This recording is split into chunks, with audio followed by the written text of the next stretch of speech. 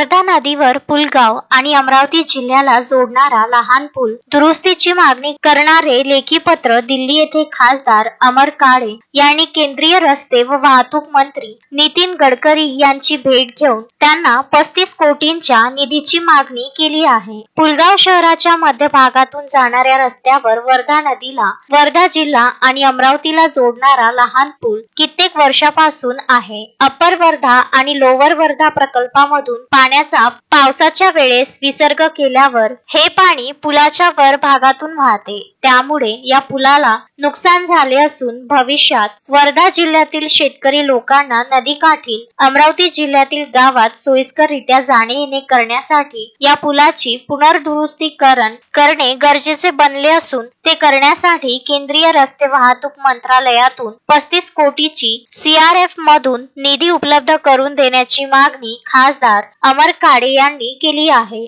Ashwin Shah, Vidarbha news, Pulgaon.